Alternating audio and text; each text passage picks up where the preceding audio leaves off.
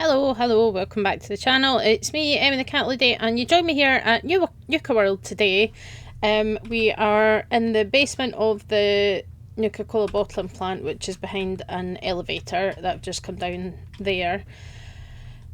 We are going to talk today about Rex Meacham, Dr Rex Meacham to be precise, who was the head of the Research and Development Department of the Nuka-Cola Corporation.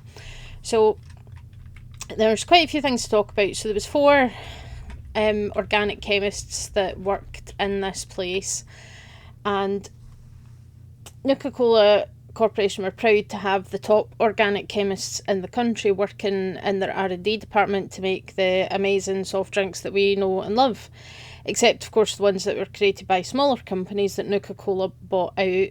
There's a few stories there that I'd like to talk about at some point because it's very interesting. And the team of Beverageers worked away creating and innovating new flavours of the iconic soft drink, and Dr Rex Meacham was the lead, and his colleagues were Dr Ruth Levitt, Dr Edmund Bedford and Dr Kevin Bennell.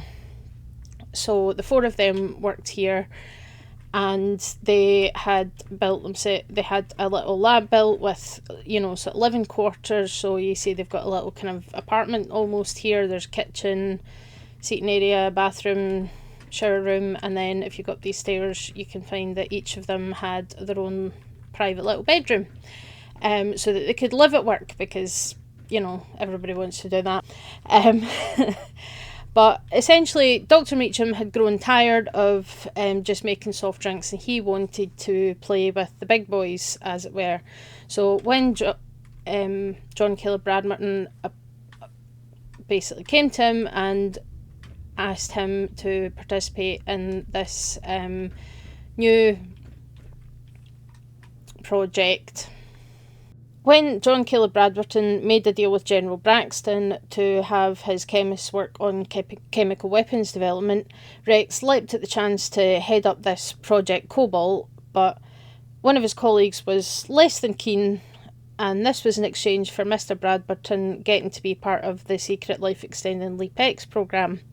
So they were given this state-of-the-art laboratory. I know it doesn't look state-of-the-art now, but it's been a couple of 100 years and everything's trashed.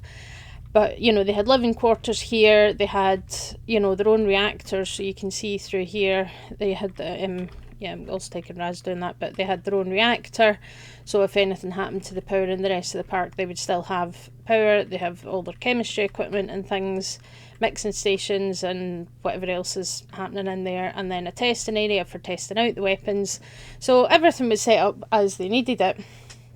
And they could live here at their work, which is fun. And personal anecdote here, my first job as a vet, I lived in a little flat upstairs from the practice, so I was directly above the consult rooms and the veterinary practice. So it's something that some older practices were basically created out of houses, and the place I worked at, that was what happened. It was 3 houses that were purchased and then converted into veterinary surgery, and then there was one of the kind of upstairs flats was essentially the office and the kind of staff bathroom, and then there was 2 other flats that were housing for vets. It's a common thing for vets, certainly in the UK, especially vets taking on their kind of early career jobs, is that practices will sometimes provide housing or provide a company car, things like that.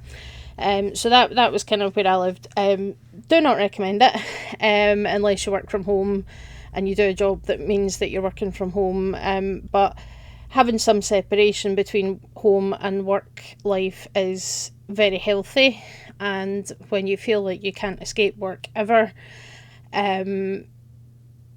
it's not great for you. You do need to have a life outside of your job, whatever that looks like for you.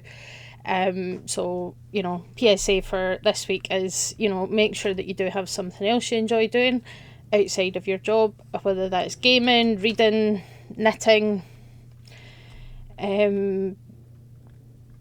you know, stamp collecting. I'm sure there's still people that do stamp collecting, whatever works for you, but have some time that's not work related. You don't have to be productive every second of every day.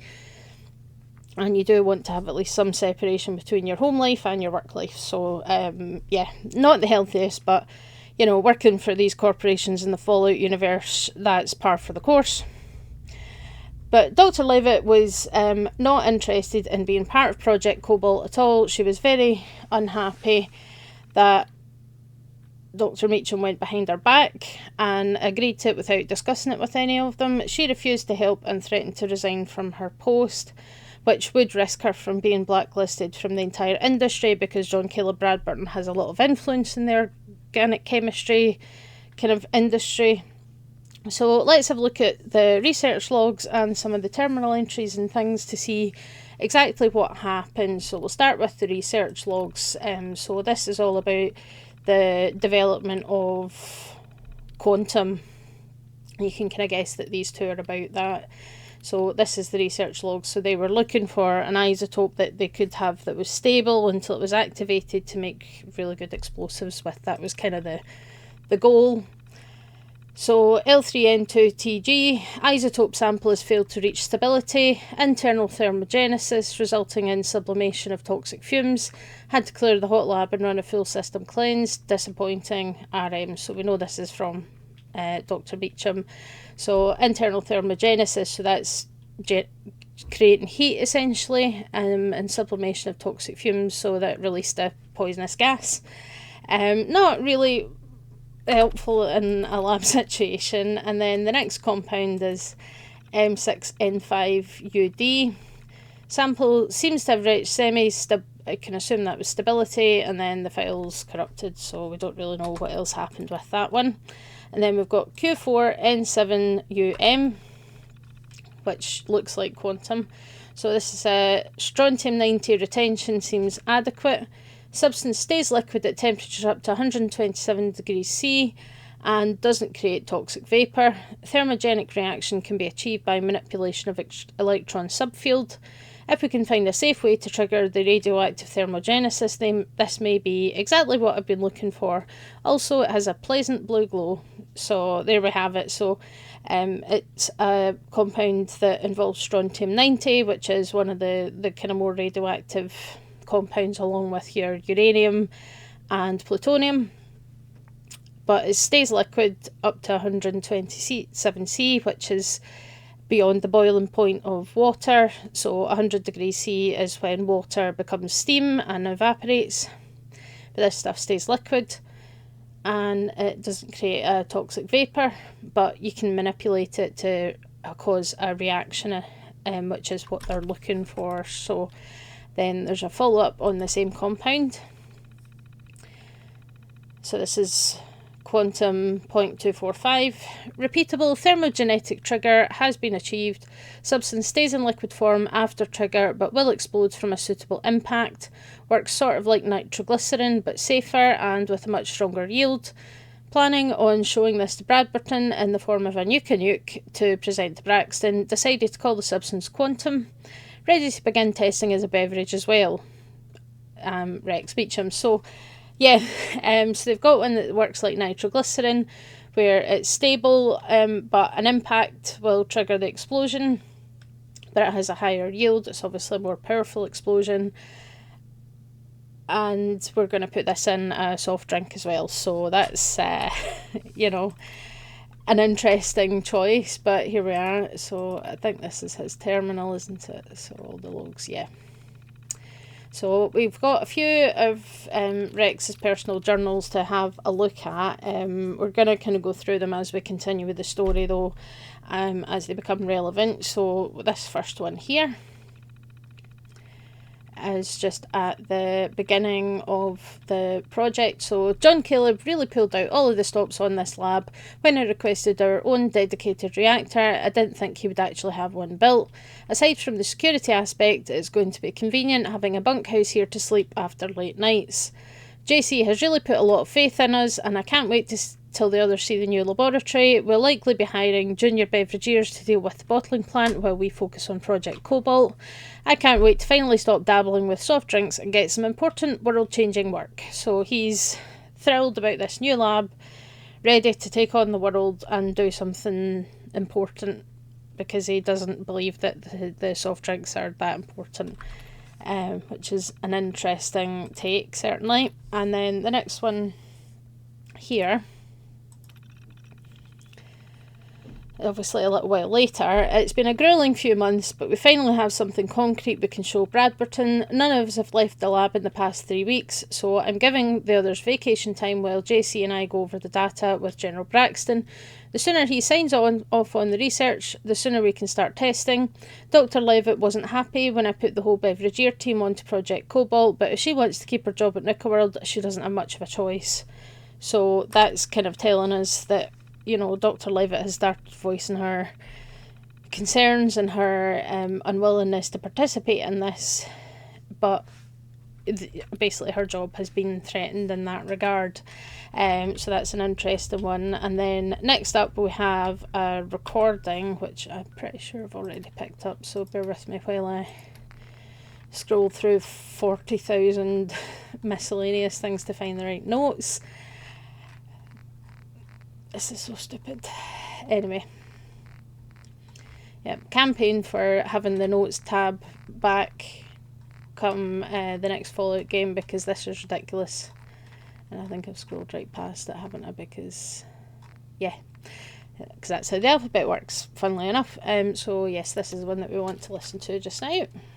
You wanted to talk, so talk. Don't take that tone with me, Rex. You know exactly why I'm pulling you aside. You told Bradberton our team would work on Project Cobalt without asking the rest of us first. I don't have to consult with any of you first. I'm the lead Beverageer, remember? There's a reason JC put me in charge, you know. He trusts me to make the hard decisions and make them quickly. Are you even listening to yourself? JC? What, are the two of you best buddies now?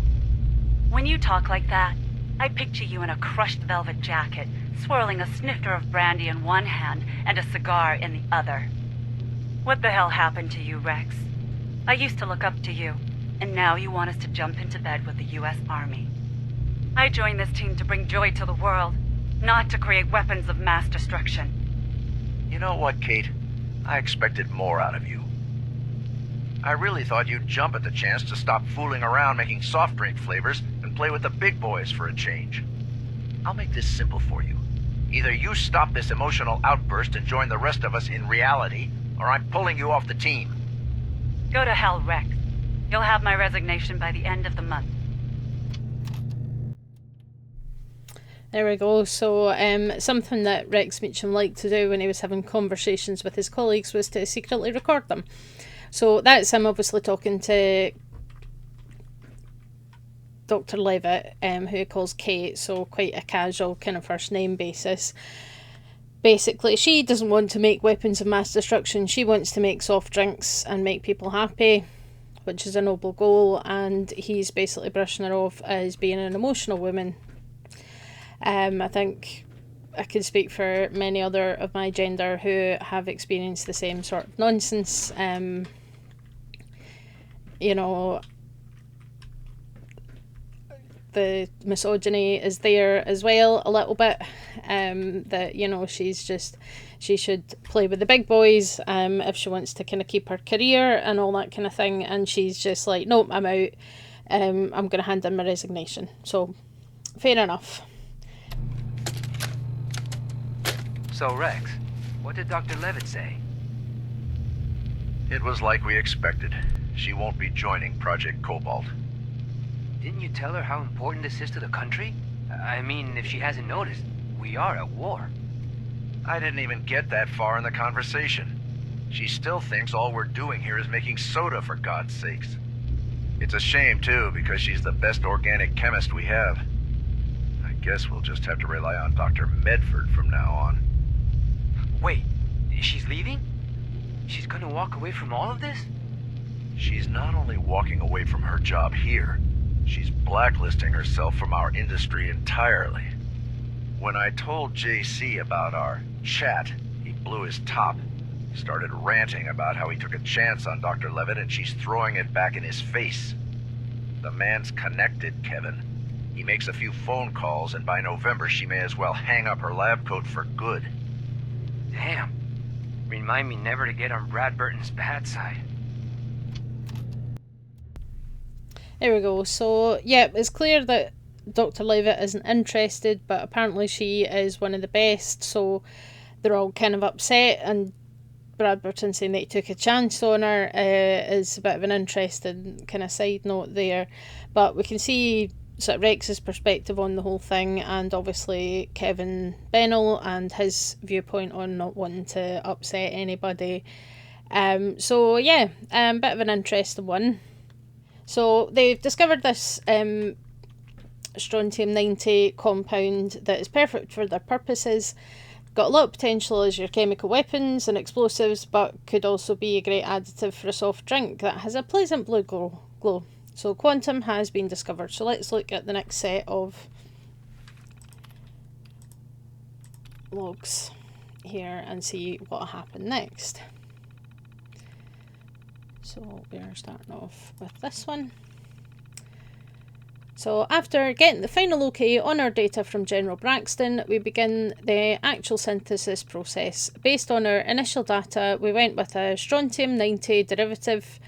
It was an immediate success. The weapons we applied the new bluish payload material to was amplified well beyond our expectations. That's a bit of an awkward sentence to read. Ironically, with a slight tweak to the synthesis, we ended up with a totally stable and relatively safe additive that could give a drink a unique bluish glow. I don't know why I was thinking soft drinks at that point. I suppose there was a little bit of Beverageer left in me after all. So even though he's like, no, we're making weapons now, we're making explosives and it's going to be great, he's still thinking about the potential commercial uses of his discoveries for making money for Nuka-Cola, which is an interesting one there. And then we've got the next one here. So as far as our new soft drink went, I decided to call it Quantum to keep Dr. Levitt from quitting the team. I put her in charge of that project while Bennell and Medford continued working on Project Cobalt. We had the boys over at the laboratory in Washington DC lend us a hand with the live subject testing. Isotopes CE770 and CE772 were close but caused all sorts of problems with test subjects. But when we hit CE774, it was that eureka moment we were waiting for. No deaths, only a few mild cases of dizziness and other benign side effects. A new flavour was born. So, you know, it's like, yeah, perfect. It didn't kill anybody this time, so that's great. You know, and you can find out a bit about that, actually. I think if you go to the Nuka-Cola factory in Fallout 3, I'll maybe cover that in a future video, which should be quite interesting.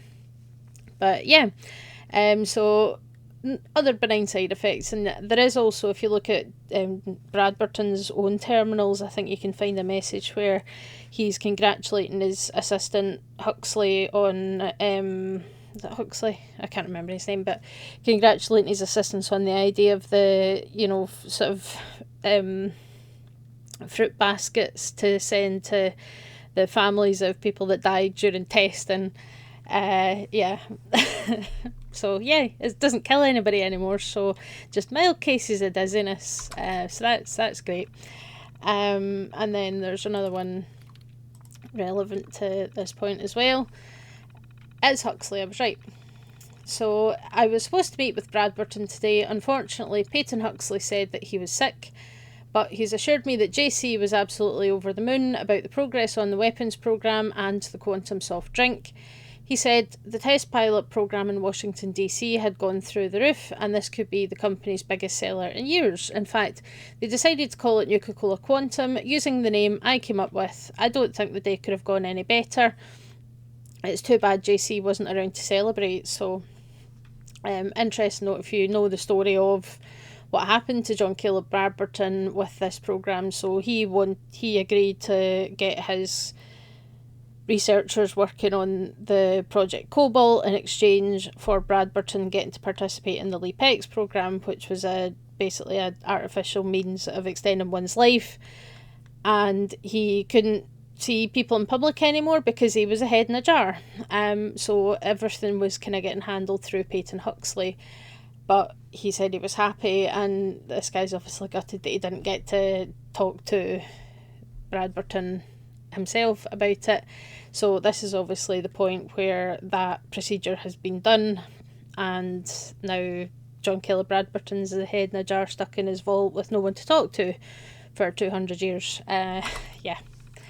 So it's an interesting one. I say we did talk a bit about him during the Immortality series, so if you've not seen that, go and check that out. It's worth looking into. It's quite an interesting story. So yeah, CE774 didn't cause any deaths and only dizziness. What in the dystopian? I think perhaps I might have a different definition of what counts as benign side effects versus non-benign side effects. But anyway, new isotopes meeting their standards. Nuka-Cola Quantum's ready to begin production. And, you know, Rex is kind of upset about not being able to speak to John Kelly Bradberton directly, but is excited about this new project and about his success. So that's all very well and good. But now, obviously, this is getting close to the time where the big kaboom happens. Okay, so now we have another recording to listen to, which I think is going to be very interesting. This is your last chance, Kate. I could still convince JC to keep you here if you just agree to join Project Cobalt. First of all, I'm not Kate to you. Not anymore. And second of all, no thanks. I'm done being your lab rat. I already have my things packed, and I'll be out of here by tomorrow.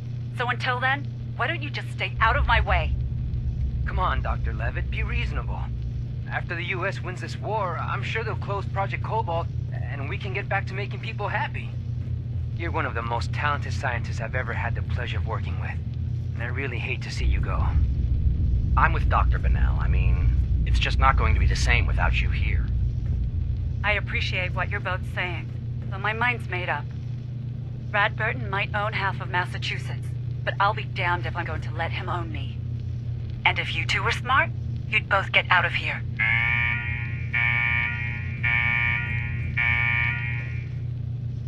What the hell is that alarm? What's that noise?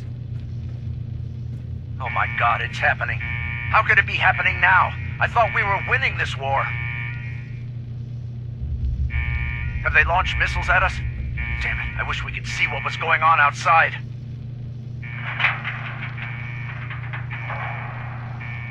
Oh my God, the door just sealed. We're stuck down here. What are you talking about? There's no way out? It's a built-in safety precaution. Bradberton must have hit the panic button in his office. It seals all the high-security areas up tight. His vault, our lab, the power plant's control center. All of it. We have to face facts. We might be down here for a long time. Well, Rex, looks like you got what you wanted. There we go. So that's a sort of live recording of the exact moment the bombs fell, which was just after 9:45 in the morning. So Kate was literally ready to leave, and then the bombs fell, and there was a panic button that sealed this lab, sealed Bradberton's vault and the power plant for the park when the big kaboom happened. So that meant that all four of them were trapped in here, and they were stuck together for a long time. They couldn't get out. They were trapped, and the apocalypse was happening outside. So this isolation, combined with the tension that they had and the disagreements they had before this happened, took its toll on the Beverageers. And unfortunately, one of the scientists, Dr. Medford, realised he just couldn't cope any longer, so he took his own life. He took that way out. He hung himself, which is obviously tragic, but being locked up in your place of work and isolated from the world with little information about what's happening is going to have an impact on people's mental health.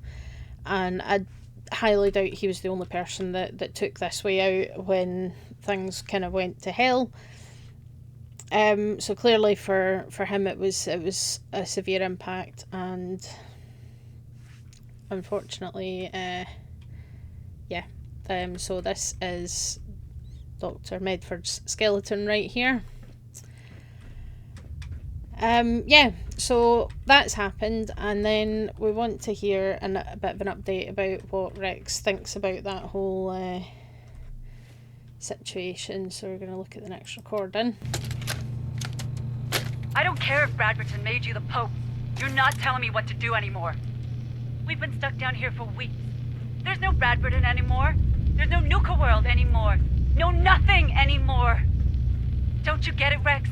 We're done. Humanity's done. We might be all that's left. And you want to continue working on this bullshit project? Why don't you wake up, Kate? You don't know what's going on out there. There could be Chinese soldiers right above us and we'd never know. Project Cobalt could be the thing that saves us. Saves America. We have to keep working. I wish the two of you would stop fighting. We need to keep level heads if we're going to survive. Look, Kate, maybe Rex is right. Maybe if we concentrate on our work, it'll take our mind off of things for a while. None of us want to end up like Dr. Medford. Look, I don't deny it's a shame what happened to Dr. Medford, but at least he kept his mind on his work. The fact of the matter is, he lost it. He was weak. He let his emotions take over. I don't want to see the same thing happen to you. You're crazy. At first, I thought you were just driven, but I was wrong. You're absolutely crazy. Why don't you pull out some of your secret recordings you've been making of us? You know, the ones you think we don't know about? Play them back and listen to yourself over the last few weeks. Listen to how goddamn insane you sound. Well, you know what? I'm done. I'm done with you, and I'm done hiding down here, waiting until you snap. Get away from the door controls, Kate. I'm not kidding. A gun? So what are you gonna do? You going to shoot me now? Is that what this has come to? I said this to you a few months ago, and I'll say it again. Go to hell, Rex, and goodbye. Oh my god! You shot her! She's gone. I had to do it, Kevin. She left me no choice. Now let's take care of this mess and get back to work. Yeah, so that happened. So they had an argument. Kate let on that she knew about the recordings and that she was going to try and force her way out of the lab to leave. And he dismissed Dr. Medford as being weak and letting his emotions take over. Like it's ever that simple. But he then killed Kate. So this has to be her. So they take care of the mess, which meant basically that he dumped her body back in her bedroom and just left it there. I thought I saw a little flower there, but I think it fell through the floor. But yeah, so this seems to be the same as what they did with Dr. Medford. They just left his skeleton behind in his room, which can't have been pleasant to live next to, but you know. So now he has killed Kate Levitt, and apparently doesn't really care about that. He acts like oh, I just need to clean up this mess and get back to work, which is pretty heartless. But let's see what his personal journals actually say about the incident. So there is an implication that there was potentially romantic relations or romantic feelings between Kate and Rex before all this kind of happened, but Rex is absolutely convinced that if they just complete the project, the military are going to come and rescue them. So let's look at his next few logs to see. So Ruth is dead. I believe this was an error. She was supposed to be Ruth Levitt and then it was changed. So when you see Ruth, you mean Kate Levitt. But they must have changed it and forgot to fix this terminal entry. It happens. So Ruth's dead, I had to do it, I had no choice. She was going to compromise the entire lab until I know what's going on up there, until I know for certain that the bombs have fallen. I can't afford to open that door, not under any circumstances. I'm so sorry, I'll always remember you. So, you know, he does kind of have a point that going up to the surface when they don't know what's happened is risky. You know, it could be a radioactive nightmare, which, you know, spoiler alert, it is. So he's not opening the door, wanting to keep his colleagues safe to some degree, and that, you know, he definitely has at least some degree of guilt for having shot her, but it's still kind of a bit of a twisted thing to do under the circumstances. But yeah, that happened. And then we're going to look at the next entry. So the last 2 weeks have been insane. The enemy finally went crazy and bombed the hell out of us. Ruth is dead and Edmund hung himself. That was Dr. Medford. Even as I type this, I'm having a difficult time processing it all. The only thing I can do is continue working on Project Cobalt. If there's a war going on above our heads, then we could be this country's only chance to tip the scales. I've had Kevin tweaking the isotope. It's still too unstable for our troops to handle. If we only had a little more time. So he is feeling some grief, some guilt, remorse, and, you know, a bunch of emotions around two of his colleagues being dead and the end of the world. So he's thrown himself into his work with hanging on to the hope that if he just finishes the project and makes the quantum weaponry, that it might turn the tide of the war.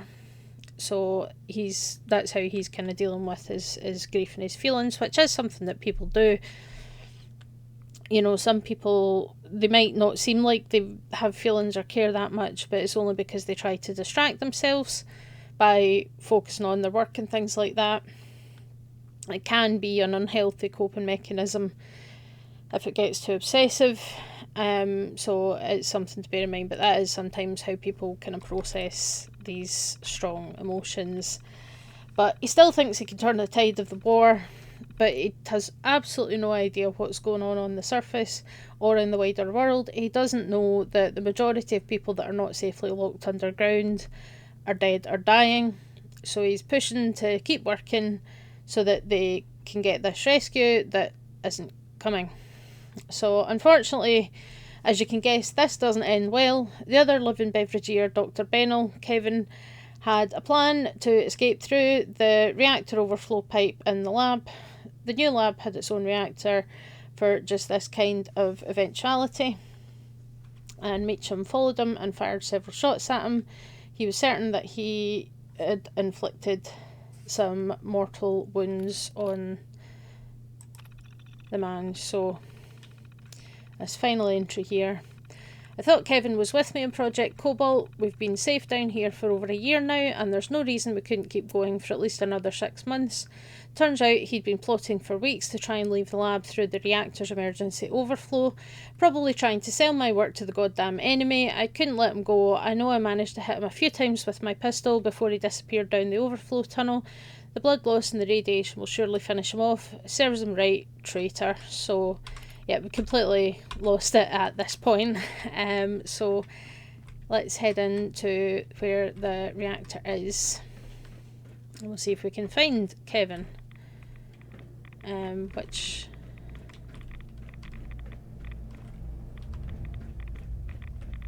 we can. I should probably put on a hazmat suit or something. I don't have a hazmat suit. Okay.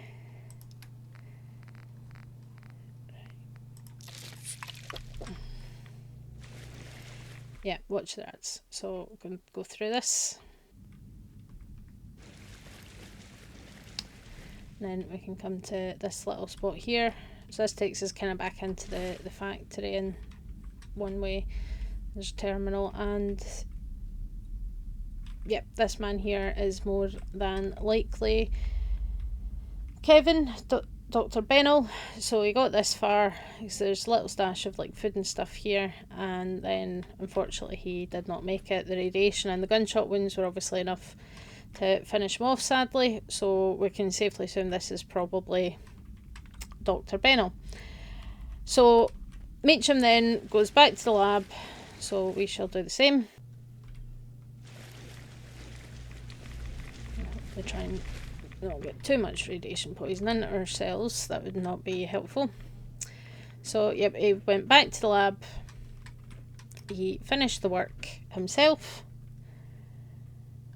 getting a stabilisotope that could be used for weapons, but he remained bitter and he felt betrayed by his colleagues, and he still fully expected he would be rescued by the military. He came back, flipped the switch for the military to come and get him, and even though the military as he knew it doesn't exist anymore, so we can come in here to the testing room and we can find a skeleton here with a note on this table. So this is Dr. Rex Meacham right here. This is where he ended up. So we'll have a quick look at the note first. Okay, so that highlight thing that's kind of invasive, miscellaneous, and it should be under P. I mean, it could be worse. At least it's, you know, alphabetical. Project Cobalt complete. So this is a paper note. It's finally complete. Despite the treason and cowardice from my fellow Beverageers, I've finally completed the stable weaponisation of Quantum. I've triggered the military notification switch, so it's only a matter of time now. Haven't been feeling well since going into the reactor after Benel. I think I'm going to just rest here till my extraction team arrives. So that's the note found on this table. So he was just going to have a wee rest here because he's not feeling well after going into the overflow from the reactor, so he's just going to have a little rest and then he'll be rescued and everything's going to be fantastic. But this skeleton confirms that this ended up his final resting place. He obviously died from radiation sickness and there was no rescue coming anyway, so he had nothing but regret and bitterness to show for his life after all of this. He did his job, but at great cost to himself and his colleagues. So it's a very kind of sad story and a sad situation, just the fact that, you know, they were locked in this lab which was supposed to keep them secure, but it also meant that they were cut off from the world. So when, you know, the inevitable happened and the bombs fell, they didn't really know, was it safe to go to the surface? Were there still people out there? You know, were they better off staying where they were? They obviously had some provisions of food and drink and things like that to survive. But would knowing what happened on the surface have made any difference to what happened here? And the fact that, you know, unfortunately one of the scientists took the self-deletion route. He decided that he just couldn't live his life like this anymore, which is understandable, I think, under the circumstances. And I know Rex dismissed it as weakness, but, you know, it's never really that simple. And, you know, living a life like this where you're stuck with just these three other people, you can't leave, you're living there, you're working there, you don't know what's happened, you know, you don't know if your family are okay, or if you had friends that, you know, anyone close to you that was on the surface that, you know, that they were all dying and suffering and things like that. It's going to get to your head, and, you know, that kind of cabin fever almost, the fact that they're stuck in this small space, isolated from the world. There's no communication with the outside world. There's no way for them to know what's happening. All they can do is sit and speculate on what's happening on the surface, and that's going to get into your head as well. So it's not a big surprise. And Rex obviously kind of lost it, and he just became obsessed with completing this project, because he was convinced that if he finished off this project the way the General Braxton, the army, wanted him to, then he would have he would be rescued and everything would be hunky-dory. And that wasn't really the reality of the situation, but it obviously impacted him and impacted his decision making. So when Dr. Levitt decided that she'd had enough and she was going to find a way out, his response was to kill her, and he convinced himself that he had no other choice. he did have other choices, but he was absolutely certain that it was the only way forward. And then he had to kind of live with the consequences of that. And then his final colleague tried to escape, and his response was again to attempt to kill his former colleague, which he succeeded in doing, but also ended up causing his own demise at the same time. But likelihood is, because the military wasn't coming, whatever happened, whether he got irradiated or not, he was going to end up dying down here anyway, because nobody alive really knew he was here and had the capacity to say, by the way, there's a secure lab in the basement of the bottling plant, maybe go and check on the people there. There's nobody to do that, so whatever kind of outcome of the project and things, this was going to be his end and his final resting place, regardless of what happened. So it's a really interesting little story that you can find, and I think it's one that's really well put together, because the holotapes, you find the holotapes dotted about. There's one, I think, on the desk there's one in Dr Levitt's room, and then there's another one somewhere else. I can't remember exactly where I found it, but they're dotted about. And then you've got the terminal here that has more details, but also the actual design that you can go around and you can find all the skeletons, and you can determine which one's Kate Levitt because it's wearing her dress, and who's who, and it all kind of ties it together, so you can explore this place and you can just find out exactly what happened here. It's a really interesting little story to piece together, so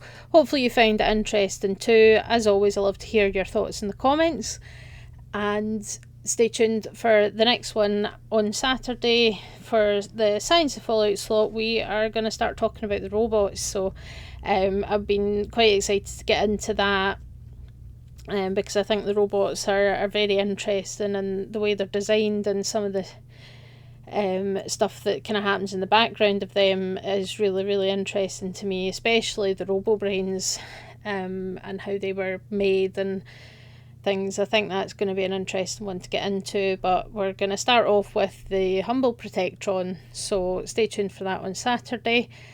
And at the end of the month, the video essay for this month, we're going to take a deep dive into the Brotherhood of Steel, so hopefully you'll come back for that as well. Don't forget to subscribe, and I'll see you next time. Bye.